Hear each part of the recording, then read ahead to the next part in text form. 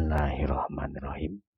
Assalamualaikum warahmatullahi wabarakatuh. Alhamdulillah mitra-mitra kaum dangu sadayana orang masih kena tiasa patepang dangu deui tiasa sasarengan deui sok sanos mung di jaman tarang langkungan channel Carsun Makekok. Insyaallah dina dinten ayeuna urang neraskeun deui hanca dongeng anu katunda dina dinten kamari jejerna di pangumbaraan karya Carsun Makekok bagian ke-57. Mudah-mudahan acara dongeng ieu teh singa jantankeun panglipur kalbu panggebrah manah hiburan kanggo mitra-mitra sadayana etang-etang mule budaya urang, budaya Sunda, budaya tradisional Indonesia nya.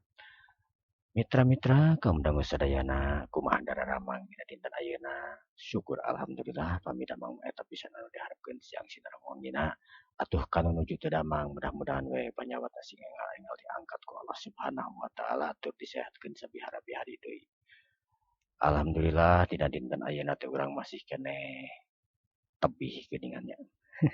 Dina engkeun ngalakonan saum di bulan suci Ramadan ieu teh mudah-mudahan saum urang sadayana teh dina dinten ayeuna sareng saterasna sing ditampi ku Allah Subhanahu wa taala ditebihkeun tina godaan-godaan anu memang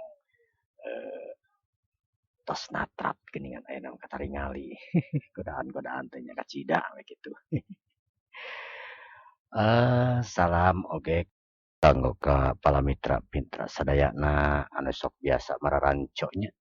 Di antawisna aya urang Cikancung, Cicalengka, urang Cililin, Cipongkor, aya urang Cibarusah, Bekasi, oge aya urang Pandeglang, Banten, Mandalawangi, aya oge urang Cileungsi, Bogor, urang Warung Jambu, urang Cikaret, urang Ciomas, hatur nuhun pisan, urang Ciapus, mangga wilujeng ngadangukeun.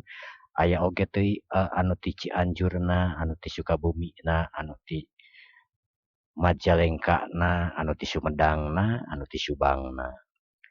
Teras oge anu ti Kuningan, anu ti Lur Agung wilujeng ngadangukeun nya, ti Awipari mangga.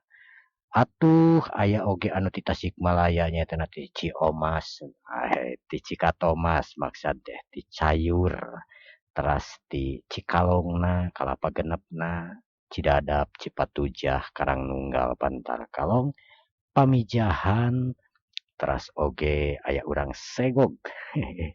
Kumaha dararamang urang Segog, urang Cikaret, mangga urang Cikapinis, Cikupa, Ciawi. Kum sabudeureun Karangnunggal nya. Aya oge ka urang Banjarsari, ka urang Ciamis, mangga ka urang Lakbok tah ka urang Lakbok kumaha dararamang urang Lakbok, urang Bantar Dawa. Wilujeng ngadangukeun. Anu ti Bandungna nyaeta ti urang Kembar, ka urang Kembar wilujeng ngadangukeun nya, ka urang Sriwijaya, ka urang Pasir Luyu, Buah Batu. Terasna ka dituna nya ka Cimindi, Cimahi wilujeng ngadangukeun sadayana atuh nya. Anu ti seberangna hatur nuhun yeuh parantos ngadeudeuh kana channel ieu nya sok ngadangukeun dongeng. Aya oge anu ti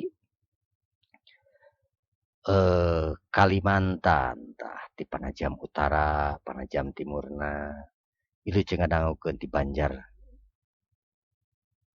Nagara, di Banjarnegara Kalimantan hatur nuhun pisan nya. Terima kasih. Terima kasih. Atuh kitu mitra-mitra sadayana mangga atuh urang dilajengeun wae dongeng Sunda teh wilujeng ngadangukeun wilujeng manco dina HP masing-masing.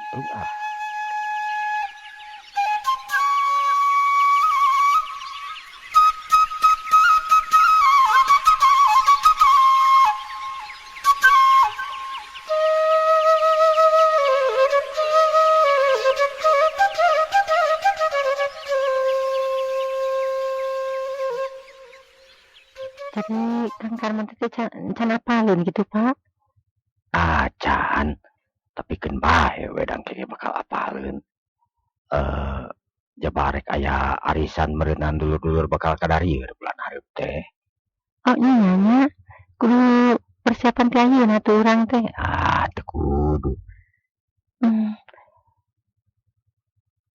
gelapnya asa cikene arisan teh.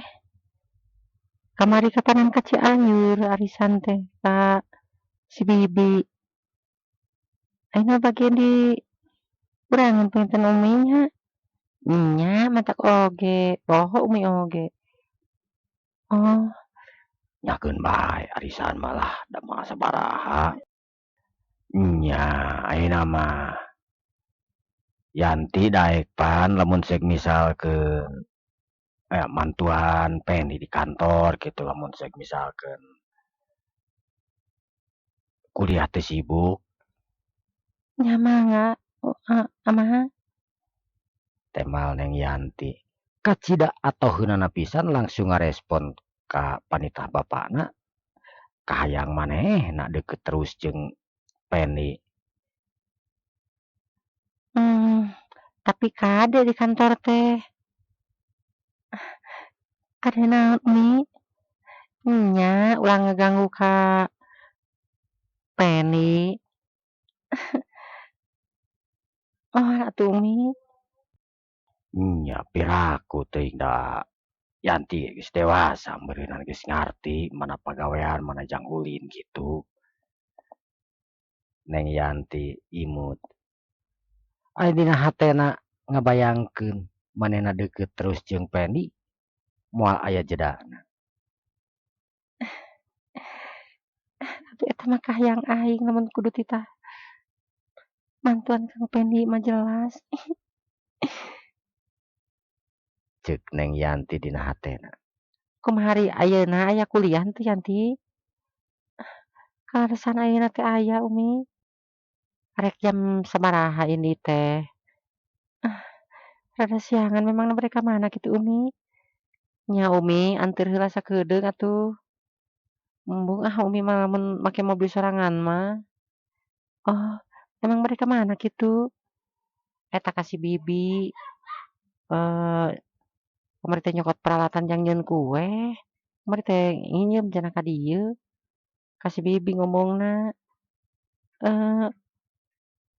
Ai entos kitu kira-kirana Umi. Nya da geus 2 poe piraku encan. Pan Umi ge ayeuna rek barang jieun meureun.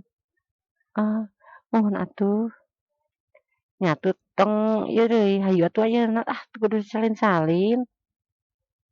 Ibu Nuri harita jeung nangtung. Sanggeus kitu pokona jeung salakina. Amana Umi mereka Nyi Imas heula. Nya jeung atuh tong lila. Nya bae atuh lila oge da kadulur lain ka batur ieu ka adi atuh. Nya.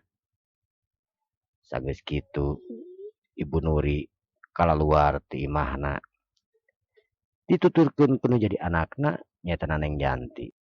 Si Ibu nangtung di pakarangan. Ngadagoan anakna Neng Yanti ngeluarkeun mobil ti garasi. Terus si lila kadenge gerung-gerung suara mobil dihirupan ku Neng Yanti. Geuleung harita mobil maju keclak harita. Ibu Nuri naek kana mobil sanggeus kitu geuleung ningalkeun eta pitempatan nuju ka imah anu jadi adina Ibu Nuri. Ari Peni kacaturkeun dina sore harita. Peni can balik di kantor. Dibaturan ku hiji babaturanana anu ngaran Dadang. Nyaeta babaturan kuliahna anu memang ngahaja ku Peni diangkat digawe di kantor dijadikeun staf di kantor eta. Pok harita Dadang ngomong ka Peni bari diuk dina hareupeun Peni. Pen, nah can balik geuning. Engke wedang. Geureung deui lah. Masih keneh loba anu kudu digawekeun ieu. Can beres kabeh. Atuh isuk deui we. Nya kapanan aya sakretaris anu geulis teh geuning. Ceuk Dadang harita. Ya sekretaris mah beda deui atuh dang. Ieu mah urusan nu lain deui, repan ieu mah. Sekalinya sibuk teuing kapanana ayeuna ge meureun keur sibuk cabikeun we ka sekretaris. Atuh ai ku sakabehna ku sekretaris mah katangani dang. Nya ai urang rek naon ceuk pei anu mung ngaleungitkeun pagawean, mung leha-leha. Kajeun kumaha oge manehna memang gawe.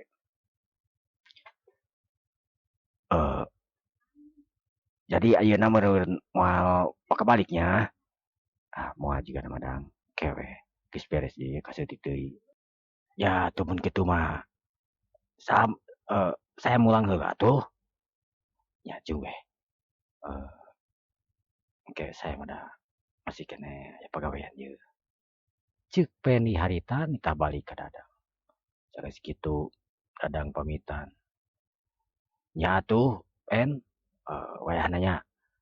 Saya da mau bisa kabaturan ieu rek mulang heula.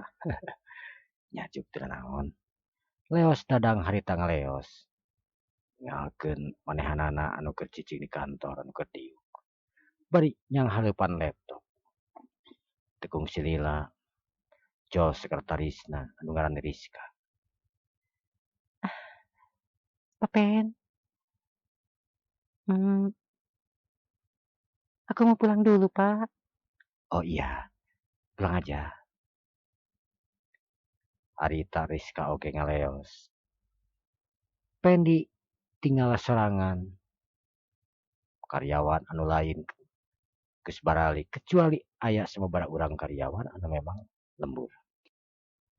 Waktu teu karasa. Peni di kantor.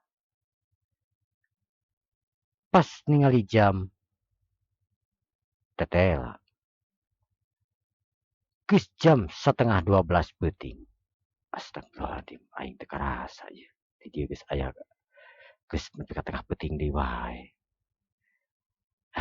Istirahat heula urang mah. Ceuk Peni harita bari nutupkeun laptopna, bereskeun buku-bukuna anu acak-acakan. Sanes kitu rap Peni harita make jasna. Sageus tarapti Peni ngoncikeun ruanganana. Terus kaluar ti kantor. Katingali di luar satpam aya kana 5 na harita keur ngajararaga. Barang ningali Peni kaluar, satpam mararangut. Bari ningali ka Peni. Dina hatena masing-masing tangtuna tinggareneng bos anu ngora keneh kitu gawena luar biasa. Sageus kitu Peni ngahirupan mobilna. Sageus nepi ka para satpam anu keur ngajaga. Pok Peni ngomong, Pak, saya mau pulang dulu. Oh iya Pak, silakan. Ceuk satpam bari mararanggut. Ngarasa kataji jeung hormat ka Peni. Lantaran beda jeung bos-bos anu samemehna. Mun baliknya balik we. Tara sugan bebeja. Telat mukakeun gerbang oge malah nyengor jeung nyareka. Pok serasa urang satpam ngomong ka baturan. Memang hebat boga bos teh euy. Nya pugu ge. Asa beda ieu mah. Keur mah ngora keneh, kasep. Bageurna soneahna deui. Rek balik ke nepi ka mangut ka urang. Lain urang nu baheulana mangut. Manehna anu kalahan mangut. Tah eta nu jadi pamimpin teh teu kudu galak pamimpin mah nya. Nya pugu ge teu kudu senghor bolotot segala. Cukup ku kalakuan anu sopan ka karyawan. Karyawan kabeh ge segan atuh. Sok ningali Pa Peni. Karyawan kumaha-kumaha ge tungkul we. Soalna naon? Pa Peni mah ragu-ragu ka karyawan. Sakalian gageunggeureun oge geuning apa sorangan Pa Peni mah. Sok mere contoh leuwih teu heula samemeh ngageunggeureun kitu. Nya memang euy. Ceuk para satpam anu muji kana kapamimpinan direktur anyar anu ngaran Pendi. Ari Pendi sanggeus kaluar ti kantorna harita. Mobil ngageleuyeung ka belah wetan nuju ka daerah Batununggal. Di perjalanan harita Pendi pok ngomong sorangan. Lapar ya beuting teh. Rek neangan nasi goreng Cik Pendi anu boga niat rek neangan nasi goreng. Sanggeus nepi kana tempat anu dagang nasi goreng, Pendi ngeureunkeun mobilna terus ningali kana roda nasi goreng tetel kosong. Pendi langsung minggirkeun mobilna ka sisi, diparkirkeun, cerut Pendi turun. Jasna harita dibuka. Sanggeus kitu Pendi harita nyampeurkeun ka anu keur jualan nasi goreng. Pok Pendi ngomong, punten Pak, tiasa ngalarengan nasi goreng? Oh, mohon Bang. Pak, cek tukang nasi goreng harita. Bari neuteub ka Pendi, di luhur nepi ka handap. Sanggeus kitu pok tukang nasi goreng ngomong deui, mangga calik Pak. Mohon Mang. Geek diuk Pak Pendi diuk. Tekung silila tukang nasi goreng mere minuman nyata cai teh. Sok biasana samamehna naon teh cai heula. Prak harita tukang nasi goreng nyieun nasi goreng. Sanggeus kitu tekung silila beres song diasupkeun ka Pendi. Sanggeus beres kana nasi goreng Pendi harita cereng mayar nasi goreng. Duitna 50.000. Duh, can aya angsul Pak. Mang, mangga we teu naon. Tong diasuhan kanggo Mamang. Duh, nuhun pisan Pak. Ya sami-sami Mang. Leos Pendi harita ngaleos. Ninggalkeun tukang nasi goreng hari anu keur nangtung ningalikeun ka manehanana. Pok harita tukang nasi goreng ngomong, aduh teteh lah eta mah budak ngora tapi wah bos jiga nama teuing pengusaha naon. Batur mah heueuh angsul 1000 perak di daguan weh. Ieu mah angsul harga nasi goreng 10.000 angsul 40.000 ngawe cenah. Duh, mudah-mudahan Pak sing manfaat yeuh. Sing tamah rezekina deh kanggo Bapak. Cek eta tukang nasi goreng gegerenangan sorangan bari ningalikeun duit anu 50.000 dikebeulkeun. Ari Pendi harita nyemprung balik ka imahna nyetana ka komplek Batununggal. Leok mobil ka belah katuhu. Asup ka komplek Batununggal. Satpam anu aya di dinya geus pada apal deui ka Pendi. Sabab Pendi memang sering mere ka eta satpam. Lamun peuting balik kadang-kadang mere rokok jeung sagajabana. Dahareun atawa naon. Teu aneh, lamun Pendi datang teh harita samacam harita satpam kacida pisan manggut. Pendi reg eureun harita terus ngaluarkeun duit 100 ribuan aya tiluna. Terus dibikeun ka eta satpam anu keur ngajaga aya kana gedepanana. Pak, ieu kanggo rokok Pak. Cek Pendi harita. Aduh, Den. Atur nuhun atuh Pak. Atur nuhun. Cek nu sawarehna aya nyebut Aden, aya nyebut Bapak rupa-rupa we. Maka ting berterima kasihna ka Pendi nganuhunkeun. Sanggeus Pendi harita gleser. Sanggeus kitu mah. Pendi ningalkeun eta tepatan. Sanggeus nepi ka hiji imah anu memang katingali aya 2 lantai. Imah Pendi dijaga ku 2 security. Imah anu katingali mewah. Mobil asup ka pekarangan terus diasupkeun ku Pendi ka garasi. Sanggeus kitu curut Pendi turun. Asup bablas ka imahna.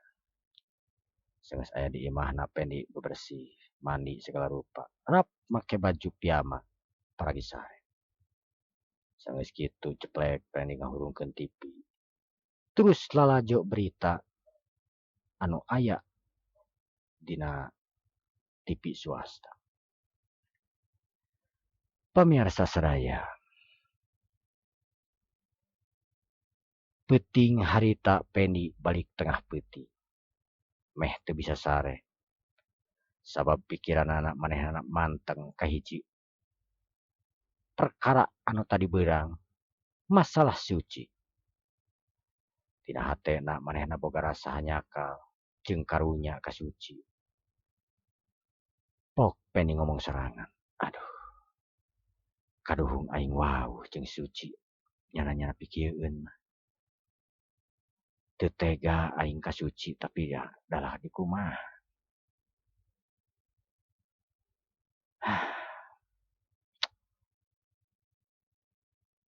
Aing lamun ka Majalaya deui ulin pasti bakal papanggih deui jeung suci. Tapi lamun aing teu ka Majalaya pajarkeun tega meureun aing. Ayeuna geus aing usaha alus. Geus dikukut ku hiji jalma. Malah aing geus diaku anak. Aing joledar. Mah kajen kumaha kita. Aing mah tetep we kana jadi kolot. Ai suci mah eta mah nomor 2. Da aing mah can pernah ngomong nanaon ka suci. Mudah-mudahan we lalaki anu sok bener ka imahna teh sing jadi jodoh manehanana tuh. Ceuk Penny harita genengan. Bericung cengkat cepret maehan TV. Terus ini ka kamarna rek ngagolerkeun awak. Waktu geus teu karasa. Isuk-isuk harita panon poe moncorong ti beulah wetan. Hibar nakrana. Manuk krecet di tukangan imah Penny. Anu memang loba tatangkalan bungbuahan anu dipikaresep ku manuk kemangna. Ting kucipek manuk kadenge bari baraceo. Lantaran mararani dina cai ibun anu aya nempel dina dangdaunan tatangkalan. Penny katingali harita keur tumpang kaki we bari maca. Di ruang tengah. Ari kahanapna masih kere make sarung. Tos ngalaksanakeun salat subuh. Waktu harita geus 7:30. Penny pok ngomong serangan. Geus 7:30 aing arek salat duha heula ieu bisi kaberangan. Ceuk Penny. Leos harita Penny. Kacai nu maksudna arek kudu rek ngalaksanakeun salat duha. Barang Penny keur salat duha kitu. Aya hiji anu datang, hiji wanoja make mobil warna silver asup ka ruangan. Pok eta wanoja nanya ka satpam. Pak, maaf. Pak Penny-nya ada. Oh, ada Neng. Pak Penny belum keluar dari semalam. Malam pulangnya juga jam 12-an lah. Oh, gitu. Emang dari mana ya? Kalau Pak Penny biasanya lembur, Pak Bu. Neng? Oh, gitu, Mang. Iya. Ya udah, makasih ya. Biasanya Pak Penny jam segini lagi sholat, Bu. Oh, gitu. Surat apaan? Ya, sholat duha kayaknya. Coba aja. Harita Neng Yanti umut-umutan. Teteh lah, anu datang teh geningan yang Yanti teteh. Sanggeus kitu. Neng Yanti kepakarangan Imah Penny. Curut manehna turun. Terus mencet bel. Teteh lah. Ti jero teh nu nemalan. Soalna Penny keur ngalaksanakeun salat duha. Gek Neng Yanti diuk tina kursi anu aya di dinya. Bari nyerangkeun keluar ka hareupeun jalan raya anu memang lalar liwat. Beut sababaraha waktu kadenge aya nu ngolotrak mukakeun panto. Yanti, ceuk Penny. Nuhun, Kang. Meni anjing kene kieu bae ka mana ieu teh? Neng Yanti ditanya kitu teh kalah imut ngagelenyo. Beri neuteup ka Peni anu masih keneh make sarung. Kang, Kakang ngangokeun sarung? Muhun, akang tos ieu lah ti jaman heula. Di jaman, Kang. Muhun, antosan teh sakedat. Ceuk Peni harita bari teu nunggu jawaban terus ngaleos deui ka jero imah. Harita Peni diganti sarungna ku celana training. Akang ke kantor teh sabaraha, Kang? Akang mah engke ka kantor sakedap deui teu 9:30 panginten. Oh, atuh lami keneh. Nya, ari Yanti bade ka mana atuh? Ceuk Peni harita bari geek diuk. Yan, bade ngopi? Coklat atapi naon? Engke we, Kang. Ngadamel nyalira. Oh, nya atuh. Eta Peni Yanti bade ka mana ieu teh?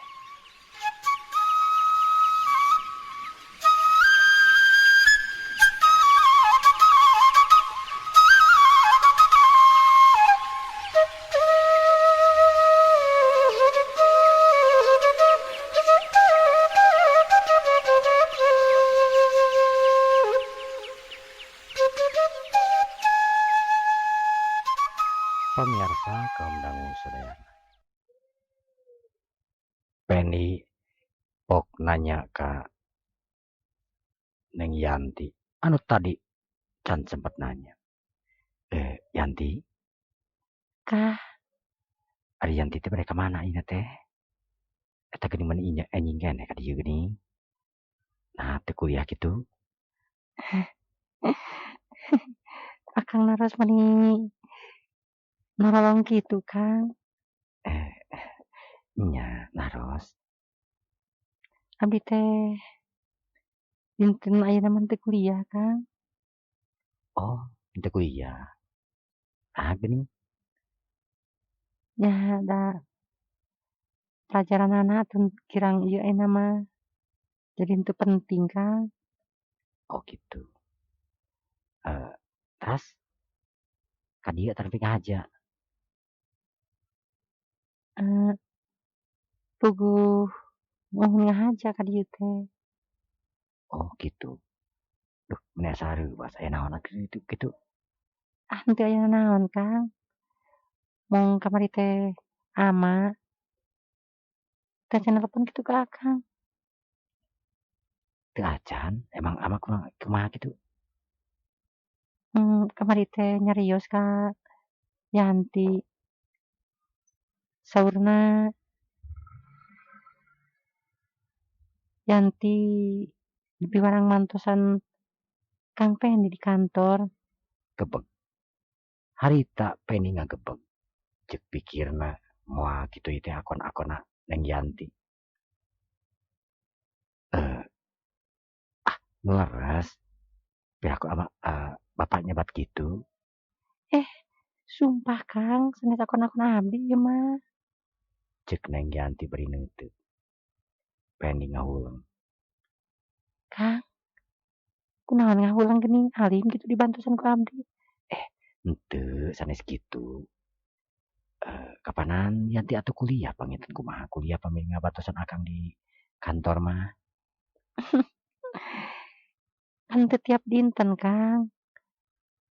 Pami abdi kuliahna kawas sapertos ayeuna senggang kitu henteu patos dipentingkeun teuing dina mata kuliahna.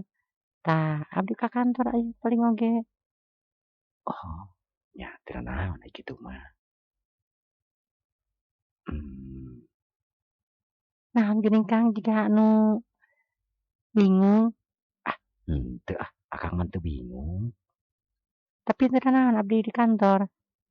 Nya henteu atuh, nya mangga wae. Ari kersa mah. Nuhun atuh Kang nya, nuhun. Ayeuna mah cuk atuh bili bade ieu naon bili bade mah cai mah. Nuhun Kang, naon wae Kang? Ieu atuh geura. Ceuk Pendi harita ngajak Neng Yanti asup. Nu saterusna Pendi labas ka dapur. Katingali di dapur teh rupa-rupa aya coklat, aya sagala rupa anu memang tinggal milih. Ganti mah coklat itu Kang nya. Nya sok atuh. Yanti, sok atuh nya heula. Akang bade cucul-cucul heula ieu bade salin heula. Oh, nuhun Kang mangga. Ceuk Neng Yanti harita bari neuteup ka Pendi anu ngaleos. Nah hateuna Neng Yanti harita imut ngagelenyu jeung seuri. Kang Peni teh menikot lucu gitu. Isuk-isuk masih keneh disasarung deui. Keur mah ganteng, getol ibadahna, direktur, pinter deui. Meni bocah wadeun ieu mah lalaki teh. Ceuk Neng Yanti muji ka Pendi harita. Sanggeus beres Neng Yanti nyieun anu manehna. Terus sakalian nyieun kopi pahit jang Pendi anu biasa karesepna. Sanggeus kitu duanana eta kopi dibawa ka hareup. Ka tempat anu tadi diuk. Ari Pendi anu keur salin dina hatena ngagereneng. Aduh. Kacau cikan mah ieu lamun aya Neng Yanti mah aduh paur we. Mangkana manehna mah agresif kacida. Tapi mudah-mudahan we aing sing bisa nahan itu ieuna. Sing nahan dina sagala godaanana. Ya Allah. Ceuk Pendi anu mangahariwangkeun ka Neng Yanti. Sabab manehna geus apal kana galagat Neng Yanti. Anu kacida agresifna ka manehanana. Asal manggih waktu senggang. Neng Yanti pasti ngagoda ka manehanana. Untung. Pendi mah dibekalan ku tatahan agama anu memang jero. Pendi inget ka kolotna. Inget ka guru ngajina. Anu geus mere didikan atikan dina masalah agama. Anu intina mah Pendi geus pinuh ku dadasar agama geus kuat deui ku pondasina. Tapi sanajan kitu tetep Pendi teh mangrupakeun hiji jalma anu memang normal, hiji lalaki. Tangtu lamun digoda kawas kitu mah sanajan kumaha pengkuhna oge. Tangtu ngaran-ngaran lalaki mah sanajan teu dina ngalakukeun oge. Rasa-rasana mah aya gitu. Pendi ngareng hapanya. Mudah-mudahan we aing sing bisa dina sagala rupana. Soalna lamun aing teu bisa dina nahan ieuna bakal cilaka keur aing sorangan. Ceuk Pendi harita. Pendi sanggeus beres dangdan. Pendi ngaleos ka hareup. Nyampeurkeun ka Neng Yanti anu keur diuk ngadaguan manehanana. Barang torojol harita Neng Yanti moloho ka Pendi. Lantaran tetela lalaki anu nangtung hareupeunana teh ngajangelek robah warna mangrupakeun hiji jajaka gandang direktur perusahaan PT Adiraksa anu memang dipimpin ku Pendi. Neng Yanti moloho teu kiceuk-kiceuk nutup ka Pendi di luhur pekahan. Ari Pendi bari imut ngagelenyu pok ngomong ka Neng Yanti. Yanti, aya naon ieu teh? Eta meuni moloho kitu. Kang, teu sangki akang teh. Teu sangki kumaha? Meni Ganteng pisan. Yanti mah harita naon teh cek Penny harita berimut teh ngakeun seblak atau hate Yanti harita nyeblak. Penny harita ngomong, Yanti urang sarapan heula yuk. Di mana, Kang? Nya milarian we atuh. Mangga tuh. Cek Neng Yanti harita bari nginum saeutik meakeun cai anu tadi ditinjuan. Sanggeus kitu Penny asup ka garasi nu maksudna rek ngaluarkeun mobil. Sanggeus tukung si Lila Penny ngaluarkeun mobil ti garasina. Sanggeus hareupeun Neng Yanti reg mobil eureun. Ayo Yanti. Nuhun, Kang. Neng Yanti naek. Sanggeus naek mobil ngageleuyeung ningakeun eta tempatan nuju ka daerah bebas. Mobil majuna teu pati tarik. Penny bari luak-liuk ningali kape anu memang muka. Tapi tetela. Jam sakitu kape encan muka. Yanti. Kumaha tuh pemi urang sarapan di emperan yuk. Di langkung Akang. Cek Neng Yanti. Mobil ngaleok kabelah kenca.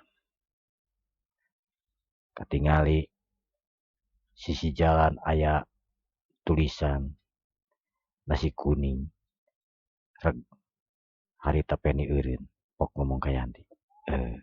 Kumaha tuh pemi di ditu urang tuang nasi kuning atuh yuk. Mangga, Kang. Cek Neng Yanti. Nu antuk tamah mobil diparkirkeun. Sanggeus beres markirkeun mobil duanan ketarurun tina mobil.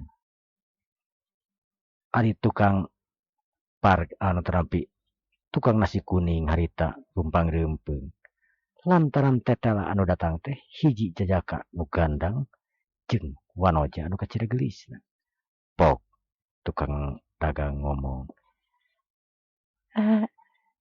Bade nasi kuning, Aden. Mohon Bu. Mangga atuh antosan sakedap. Bade di dieu wae atau napi dibungkus? Dibungkus wae Bu. Cek Penny harita. Lantaran ngarti manehna ngahargaan ka Neng Yanti. Bisi Neng Yanti mah tara biasa dah di emper. Ai keur manehana awan aman. Dah di emper ke geus kadaharan sabiasa sapopoena. Sanggeus beres harita tukang dagang mungkus nasi kuningna song diasongkeun. Song Penny harita mikeun duitna. Ada di angsuranana. Biasa Bu, mangga. Tina naon. Cek Penny harita bari ngaleos ningakeun atuh tempatan. Keclak di kana mobil, gerung mobil dihirupan. Nu saterusna mobil ningalkeun eta tempatan balik deui ka komplek Batu Nunggal.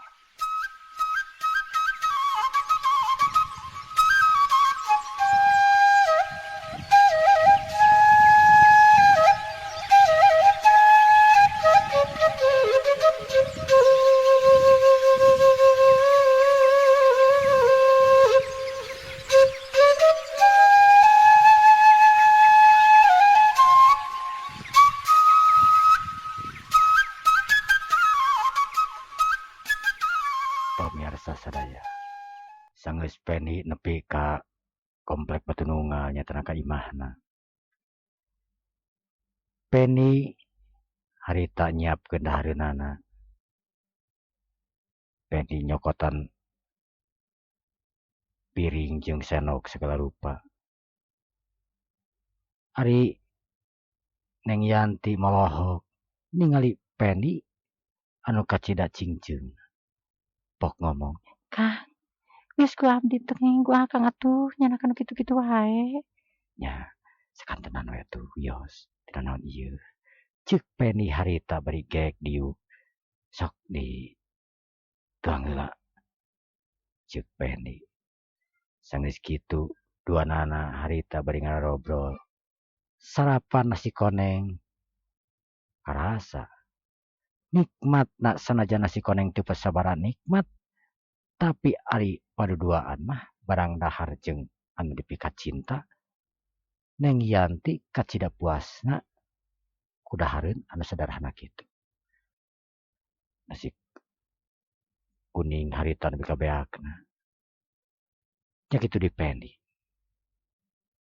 Sanggeus kitu pok Peni ngomong, Yanti, kumaha nasi goreng nasi kuningna? Raos? Raos Kang, alhamdulillah. Geus heep. Ceuk Neng Yanti bari imut nya syukur atuh. Ari akang mah tos biasa tuang di kitu teh, tuang di emperan teh. Pami Yanti mah panginten mehan nya. Henteu oge Kang. Oh, gitu. Neng Yanti neuteup ka Peni. Aya rasa anu memang bangga. Manehna bisa bareng jeung Peni, bisa papanggih jeung Peni, tur bisa ngobrol jeung Peni. Kang, Kumaha?